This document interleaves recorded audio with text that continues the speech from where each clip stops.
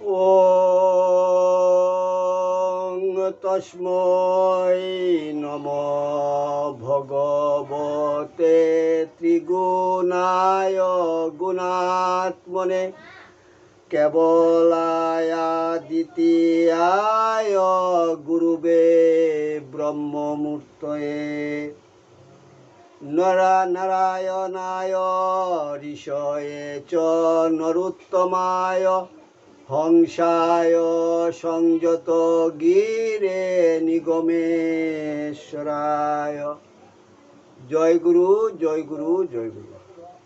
শ্রীমৎ স্বামী নিগমানন্দ সরস্বতী পরমহংসদেব বিরচিত জ্ঞানী গুরু গ্রন্থ থেকে পাঠ। ঠাকুর, তোমার শ্রী গ্রন্থ পাঠ তোমার শ্রীচরণেই সমর্পণ করিলাম।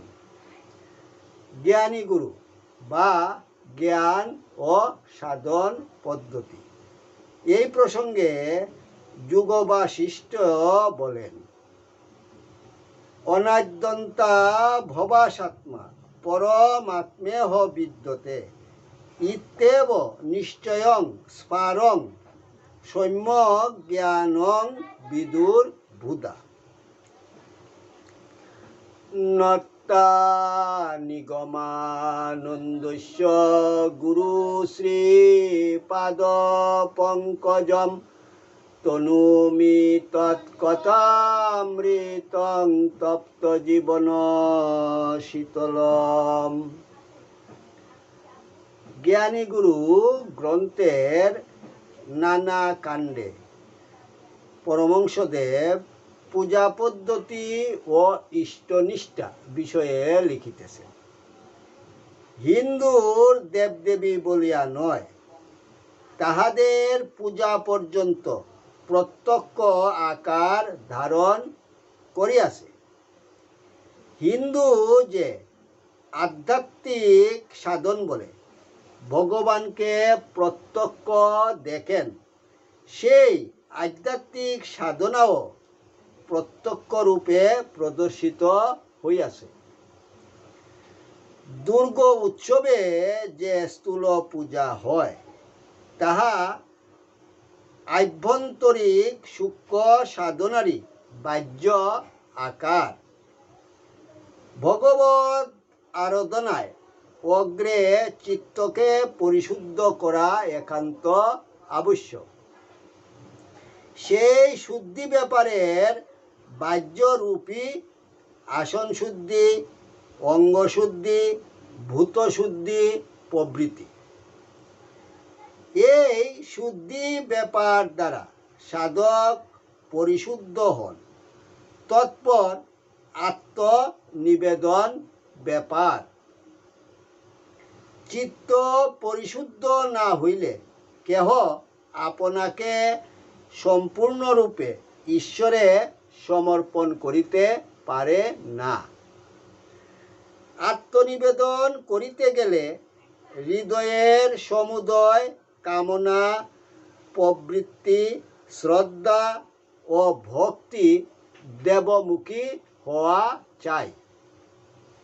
সেই আত্মনিবেদনের বাহ্যরূপী নানাবিধ দ্রব্যের সহিত নৈবেদ্য দান, ভক্তি পুষ্পাঞ্জলির সহিত ভগবানকে এই নৈবেদ্য উৎসর্গ করা হয়।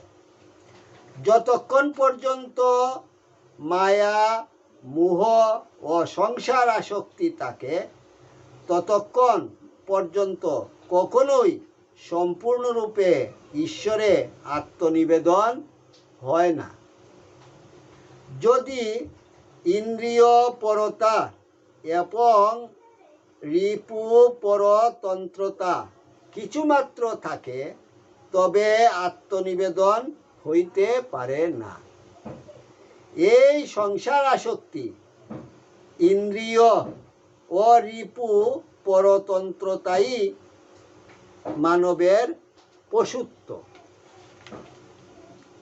কারণ ইতর পশুতেই তাহা বিদ্যমান। সুতরাং এই পশুত্বের একেবারে সংহার করা আবশ্যক। তাই আত্মনিবেদন রূপ নৈবেদ্য দানের পরই পশু বলির ব্যবস্থা আছে। যখন সংসার আসক্তির অবসান হয়, তখন তাহার দেহস্থিত তমোগুণান্বিত পশু কৃষ্ণবর্ণ অজের বলিদান হয়। জয় গুরু। জয় গুরু। উল্লেখ্য, যাহারা মাংসাশী তাহাদের শক্তি উপাসনার সহিত নির্লোভ ও নিষ্কাম ধর্মশিক্ষা দেওয়াই বলিদানের অন্য উদ্দেশ্য। নতুবা পশুহিংসা পাপ, সকাম সাধকের পশু বলির জন্য পাপ হয়। পুরাণের সুরত রাজা তাহার দৃষ্টান্ত। সাধকের যখন এইরূপ পশু বলি হয়, তখনই তাহার ইষ্টে সম্পূর্ণরূপে রতি ও একান্ত আসক্তি জন্মে। সেই ভক্তি পঞ্চকের নিদর্শন। ঈশ্বরে পূর্ণ শক্তির নামই আরত্রিক। এই আরতি ব্যাপারে শান্ত, দাস্য, সৈক্য, বাৎসল্য ও কান্তাশক্তিতে হৃদয়ের ভগবত ভক্তির পূর্ণমাত্রা সম্পূর্ণ হওয়াতে ঈশ্বর তন্ময়তা জন্মে। সেই ভক্তি পঞ্চকের নিদর্শন দীপমালা, সজল পদ্ম, ধৌত বস্ত্র, বিল্লপত্রাদি এবং ষষ্ঠাঙ্গ প্রণাম। এই পঞ্চরূপে আরাধনাই ঈশ্বরকে আরতি দান। যে ঐশ্বরিক জ্ঞানে দেবদর্শন হয়, সেই জ্ঞান ভক্তির পঞ্চদীপাধারে জ্যোতিস্বরূপ হইয়া প্রকাশিত হয়। তখন অন্তরে এই জ্ঞানলোক প্রজ্বলিত হইয়া সাধকের অন্তরে ভগবৎ শক্তি দশভুজার সত্যমূর্তিতে 10 দিকে আলো করিয়া দেখা দেন। অন্যান্য দেবদেবীর পূজাও এইরূপ। ইহাতে সাধকের নিষ্কাম ধর্ম সর্বস্ব ভগবান চরণে অর্পণ, চিত্তের একাগ্রতা ও ইষ্টনিষ্ঠা সাধিত হয়। হিন্দু উপাসক মৃন্ময়ী বা শিলাময়ী বা দারুময়ী মূর্তির প্রাণ প্রতিষ্ঠা করিয়া দেবত্বের পূজা করেন। সেই প্রাণ প্রতিষ্ঠায় মৃত্তিকা, কাষ্ঠ, পাষাণ উড়িয়া যায়। তাহাতে ভগবানের সূক্ষ্মরূপের আবির্ভাব হয়। পূজার এইরূপ নিয়ম আছে। সাধক প্রথমে দেবতার রূপ ধ্যান করত, স্বীয় মস্তকে পুষ্প দিয়া মানস উপচারে পূজা করিবে। ইহাতে বোঝা যায়, প্রথমে পরমাত্মাকে দেবতারূপে কল্পনা করিয়া দেহস্থ চতুর্বিংশতি তত্ত্ব তাহার চরণে অর্পণ করা। তৎপরে মূল আচরণপূর্বক শ্রী অমুক দেবস্য মূর্তিং কল্পয়ামি বলিয়া কল্পনা করিবে। পরে পুনর্বার ধ্যান করত সুষুম্না নারীর অন্তর্গত ব্রহ্মবত্ত দ্বারা হৃদয়স্থ কল্পিত দেবতাকে সহস্রারে নিয়োজিত করিয়া নিঃশ্বাস পথ দ্বারা দ্বীপ হইতে প্রজ্বলিত অন্য দ্বীপের ন্যায় প্রতিমায় দেবতা আবির্ভাব চিন্তা করিয়া আবাহন করিবে। মন্ত্র যথা মূল উচ্চারণপূর্বক অমুক দেবদেবী ইয়াগচ্ছ ইয়াগচ্ছ ইহতিষ্ঠ ইহতিষ্ঠ ইহ সন্নিহিত ভব ইহ সন্নিরুদ্ধ ভব অত্র অধিষ্ঠানং কুরু মম পূজাং গৃহান, এই মন্ত্র বলিয়া মূল মন্ত্র দ্বারা বিশেষজ্ঞের জল লইয়া দেবাঙ্গে প্রুক্ষণ করিবে। তৎপরে পাঠ করিবে ওং স্তাং স্তিং স্থিরো ভব যাবৎ পূজাং করম্যহম। তৎপরে করজুড়ে পাঠ করিবে।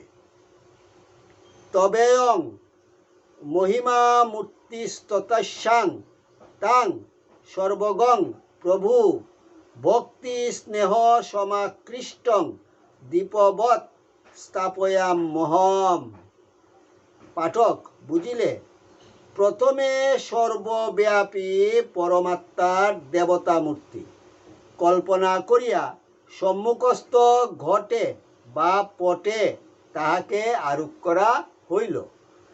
এতক্ষণ মৃত্তিকা বা ধাতু ছিল, কিন্তু সাধক বলিলেন, হে অমুক দেব, তুমি এখানে আসিয়া এই মূর্তিতে অধিষ্ঠান করো। তুমি সর্বব্যাপী, সর্বত্র গমন করিতে পারো, তাই ভক্তি স্নেহে ডাকিতেছি। তুমি এখানে আসিয়া যাবৎ আমি পূজা করি তাবৎ স্থিরভাবে অবস্থান করো। আমি তোমাকে উহাতে দীপবৎ স্থাপন করিলাম। মনে যদি তাহাকে স্থাপন করিয়া পূজা করা যায়, তবে অন্য বস্তুতে তিনি আরোপিত না হইবেন কেন? তৎপর সাধক প্রাণ প্রতিষ্ঠাদি করিয়া পূর্বোক্ত নিয়মে পূজাদি শেষ করিয়া বলিবেন, ওং আবাহনং ন জানামি নৈব জানামি পূজনম বিসর্জনং ন জানামি ক্ষমস্য পরমেশ্বর। আমি আবাহন জানি না, পূজা জানি না, বিসর্জনাদি কিছুই জানি না। হে পরমেশ্বর, তুমি নিজ গুণে ক্ষমা করো। তৎপরে বিসর্জন মন্ত্রে সাধক বলিবেন, গচ্ছ দেব যথেচ্ছায়া।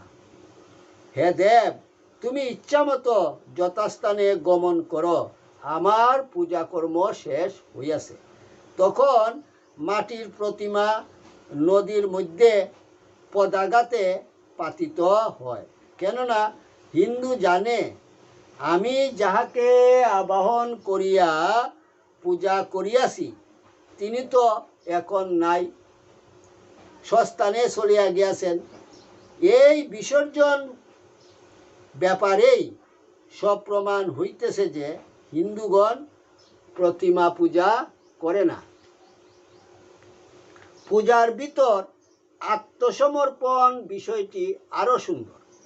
মন্ত্র যথা ওং যৎকিঞ্চিৎ ক্রিয়তে দেব ময়া সুকৃত দুষ্কৃতম তৎসর্বং তয়ি সংনস্তং তৎ প্রযুক্ত করম্যহম। মহাদেব রামচন্দ্রকে এইরূপ উপদেশ দিয়াছিলেন, যথা যদ করুষি যদ স্নাসি যদ জুহসি দদাসি যৎ তৎ সর্বং রাঘব শ্রেষ্ঠ কুরুষ্য চ মদর্পণম। ভগবান অর্জুনকেও ঠিক এই কথাই বলিয়াছেন। পূজাদির স্তব কবজে ভগবানের অনন্ত কীর্তি গাথা রহিয়াছে।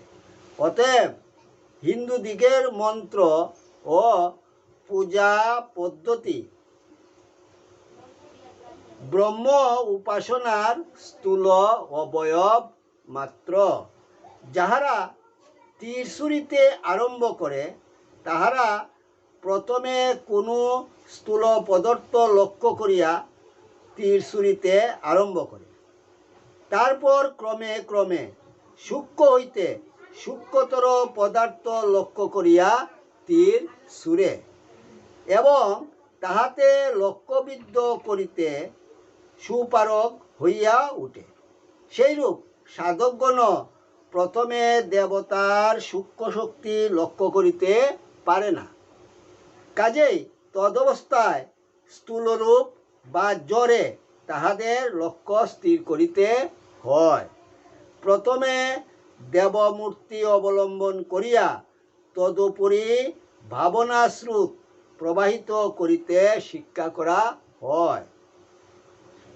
পূজা, আহ্নিক, তপ, জপ এই সকলের মহান অর্থ হৃদয়ঙ্গম করিতে না পারিয়া উহাকে বালকের ক্রীড়া বলিয়া উড়াইয়া দিয়া কেহ ভগবত গীতার নিষ্কাম কর্মী, কেহ সাংখ্যের পুরুষ প্রকৃতি, কেহ বুদ্ধের মায়াবাদ, কেহ কৃষ্ণের কান্তা প্রেমের মাধুর্য রস লইয়া একেবারেই ধর্ম বিচ্যুত হইয়া পড়িয়াছেন।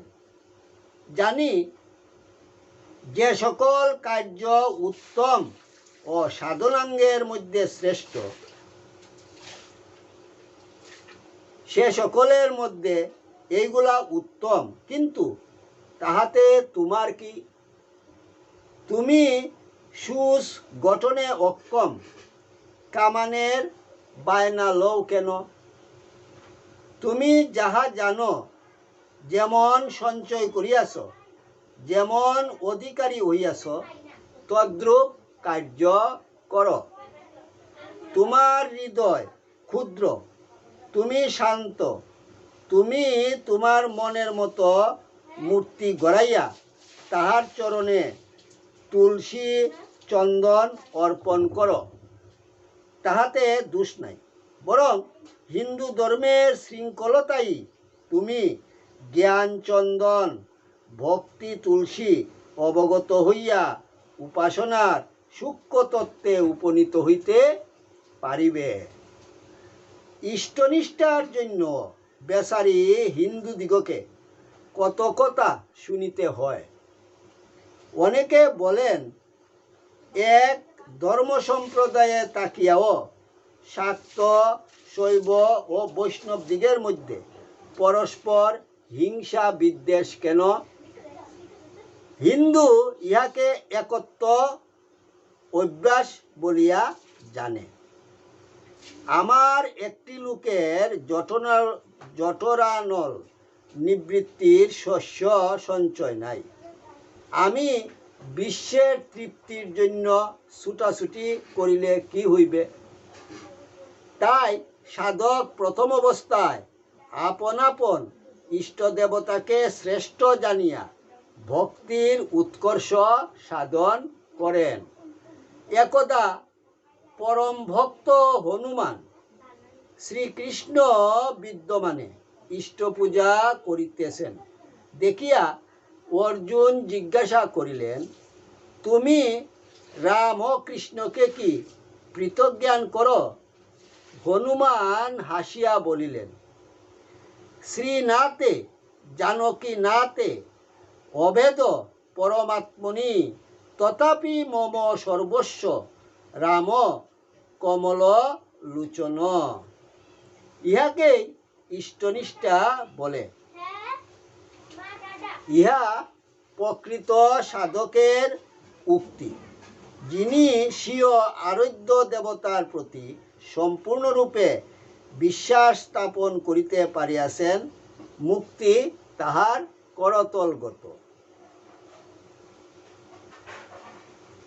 কিন্তু কেন অন্য দেবতার শরণ গ্রহণ করিতে যাইবেন?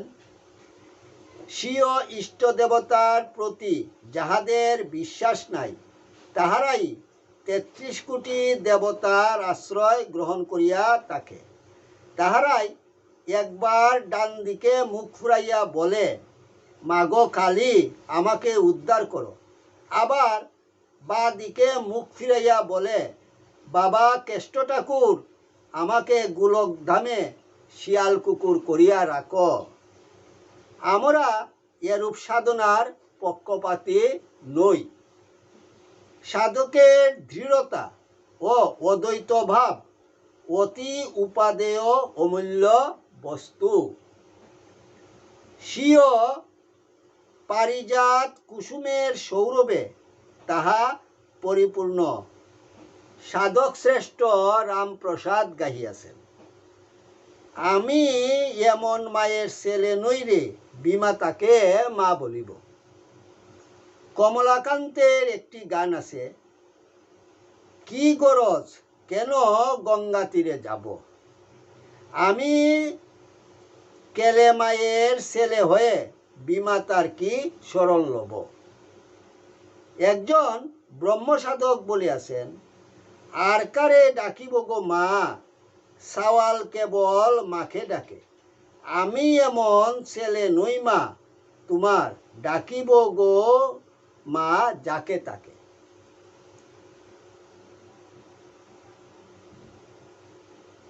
এ বস্তুত সাধক ভক্তি বিশ্বাসের বলে বলিয়ান হইয়া মৃত্যুকে তুচ্ছ করিয়া থাকেন। এজন্যই শাক্ত বৈষ্ণবের দ্বন্দ্ব। ইহা হইতেই সাধকের ইষ্ট দেবতার প্রতি গাঢ় অনুরাগের পরিচয় পাওয়া যায়। ইষ্টনিষ্ঠায় এক তত্ত্ব অভ্যাস হইলে যে জ্ঞান বৃক্ষ উৎপন্ন হয়, ধর্মের সমুদয় ক্ষেত্র তাহার শাখা প্রশাখা ও শিকড়ে ছাইয়া ফেলিবে। অতএব হিন্দু ধর্মে যাহা দেখিবে তাহার এক বিন্দুও কুসংস্কার নহে, বরং সভ্য সমাজের ইংরাজগণ আত্মমূর্তি ও চিত্ত গড়িয়া সর্বদাই আপনাকে পূজা করেন। বড় বড় লোককে পূজা করিবার জন্য তাহাদিগকে প্রতিমূর্তি ও চিত্র রক্ষিত হয়। হিন্দু ধর্মে এরূপ স্থূল পুত্তলিকতা নাই। তবে এক্ষণে তাহাদের দেখা দেখি অনেক ইংরেজি কৃতবিদ্য হিন্দু এইরূপ আত্মপূজা করিতে শিখিয়াছেন। অবতার ও তীর্থাদির বিষয় না লিখিলেও চলে, কারণ জগতের সমস্ত ধর্ম সম্প্রদায় তীর্থ ও অবতার স্বীকার করিয়াছেন। মুসলমানদিগের মক্কা মদিনা পেরু তীর্থস্থান আর মোহাম্মদ অবতার। খ্রিস্টীয় ধর্মেও জর্ডন নদীর জল পবিত্র এবং যিশু ঈশ্বরের পুত্র বলিয়া কথিত হইয়াছে। দেবতা হইতে খড়কুটা পর্যন্ত পূজা করিলেও হিন্দুগণ জানেন, পর ব্রহ্মজ্ঞান ব্যতিরেকে যাগ যজ্ঞাদি ক্রিয়াকাণ্ডের অনুষ্ঠান দ্বারা বা সাকার দেবদেবীর পূজা অর্চনা দ্বারা অথবা তীর্থস্থান দ্বারা কিংবা যথেচ্ছ আহার বা নিরাহার দ্বারা কখনো মুক্তিলাভ সমর্থ হওয়া যায় না। পঞ্চদশী ষষ্ঠ অধ্যায়ের 21তম শ্লোকে বলা হচ্ছে, মুক্তিস্তু ব্রহ্মতত্ত্বস্য জ্ঞান দেব ন চান্যতা স্বপ্রবুদং বিনা নৈব স্বপ্রু হিয়তে যথা। যেমন স্বীয় স্বপ্ন অবস্থা নিবারণের জন্য স্বকীয় জাগরণ ব্যতীত উপায়ান্তর নাই, তদ্রূপ ব্রহ্মতত্ত্ব জ্ঞান ব্যতীত মুক্তির আর অন্য উপায় নাই। শ্রুতি বলেন, যো যা এদস্করং গার্গা বৌ দিতাত্মহস্মি লোকৌ জুহৈবতী যজ্জতে তপস্তপ্যতে বহুনি বর্ষ সহস্রান্ত ব দেবাস্য তত্ত্ববতী। হে গার্গী, কোনো ব্যক্তি অবিনাশী পরমেশ্বরকে না জানিয়া যদিও ইহলোকে বহু সহস্র বৎসর হোম যাগ তপস্যাদি করে, তথাপি সে স্থায়ী ফল প্রাপ্ত হয় না। শ্রীমদ্ ভগবদ গীতার সপ্তম অধ্যায়ের ২৪তম শ্লোকে শ্রী ভগবানও বলিতেছেন, অব্যক্তং ব্যক্তিমাপন্নং মন্যন্তে মাম বুদ্ধয় পরং ভাবম জানন্তু মম ব্যয় মনুত্তমম। সংসার হইতে অতীত যে আমার শুদ্ধ নিত্য স্বভাব অল্পবুদ্ধি লোক সকল তাহা জানিতে না পারিয়া অজ্ঞতাপ্রসূত আমাকে মনুষ্যাদির ন্যায় অবয়ব বিশিষ্ট জ্ঞান করে। আবার জ্ঞান সংকলনী তন্ত্রেও বলা হচ্ছে, ইদং তীর্থমদং তীর্থং ভ্রমন্তি তামসা জনা আত্মতীর্থং ন জানন্তি কতং মুখ্য বরাননে। তমগুণ বিশিষ্ট লোক সকল এ তীর্থ অতীর্থ এতদ্রূপ ভ্রমতে আচ্ছন্ন হইয়া সর্বত্র ভ্রমণ করে। হে বরাননে, তাহারা আত্মতীর্থ জ্ঞাত নহে, অতএব কি প্রকারে তাহাদের মুক্তি হইবে? মহানির্বাণ তন্ত্রে চতুর্থ উত্তমে বলা হয়েছে, বায়ু পর্ণ কণা তুয় ব্রতিন মুখ্য বাগিন সন্তি চেত পন্নগা মুক্তা পশু পক্ষী জলে চরা।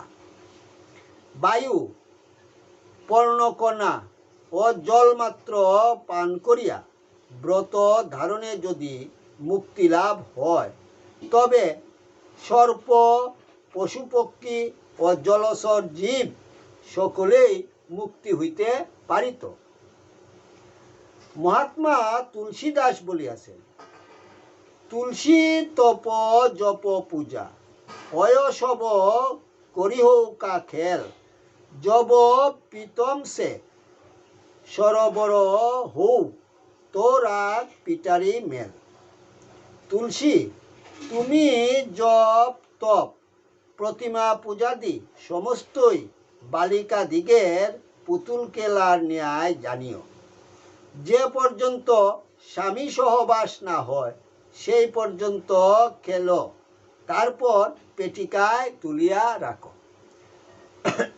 শ্রেষ্ঠ সাধক গোবিন্দ চৌধুরী গাইয়াছেন, মাকে কে সং সাজালে বলতা শুনি, স্বয়ং স্বয়ম্ভুজার স্বরূপ ঘটিতে নারে সে শম্ভু দ্বারারে গড়া কুন্তকারে কি পারে। জানো ভুবন মোহিনী বা মাটিকে অঙ্গে দিল উহার বা মাটিকে, তুলিতে স্বরূপ উহার তুলিতে কার সাধ না জানি। যেন দেবমূর্তির প্রতিমা দর্শন করিয়া বলিতেছেন, আমার মাকে কে সং সাজালো? স্বয়ং শিব যাহার স্বরূপ নির্ণয় করিতে পারেন না, সে শম্ভু দ্বারাকে কি কুম্ভকারে গঠন করিতে পারে? ওই ভুবন বইনি বামাকে জানো? আমি জানি না, তুলি দ্বারা উহার স্বরূপ চিত্রিত করিতে কাহার সাধ হইয়াছে। রামপ্রসাদ গাইয়াছেন, তুমি লোক দেখানো করবে পূজা, মা তো আমার ঘুষ খাবে না। এবার শ্যামার নাম ব্রহ্ম জেনে ধর্মকর্ম সব তেজেছি। শ্যামা পদ কুকনদ তীর্থ রাশি রাশি। শ্রুতি হইতে আধুনিক সাধকগণের উক্তি পর্যন্ত উদ্ধৃত হইল।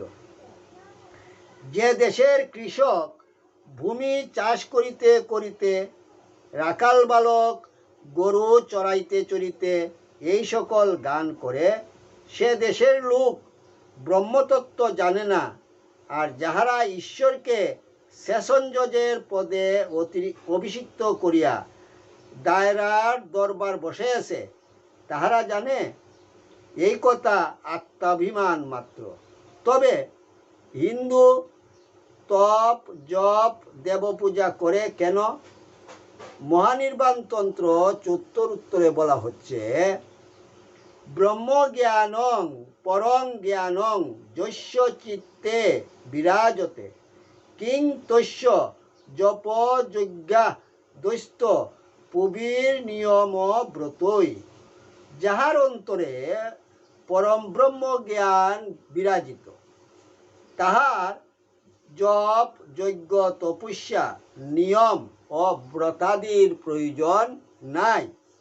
কিন্তু সাধারণের তাহলে উপায় কি? তাই যাহাদের পরজ্ঞান উৎপন্ন হয় নাই, তাহাদের জন্য হিন্দু ধর্মের আচার্যগণ কর্তৃক জ্ঞানের উপায়স্বরূপ সাকার উপাসনা প্রবর্তিত হইয়াছে। তথাপি তাহা কাল্পনিক নহে। সাকার দেবদেবী ও পূজা পদ্ধতি বিচক্ষণতার সহিত বিশ্লেষণ করিলে ব্রহ্ম ও উপাসনার নিগুড় তত্ত্ব উদ্ঘাটিত হইবে। জয় গুরু, জয় গুরু, জয় গুরু। ওং যদস্করং পরিভ্রষ্টং মাত্রাহীনং চ যদ ভবেৎ তৎসর্বং কৈমতাং দেব প্রসিদ পরমেশ্বর।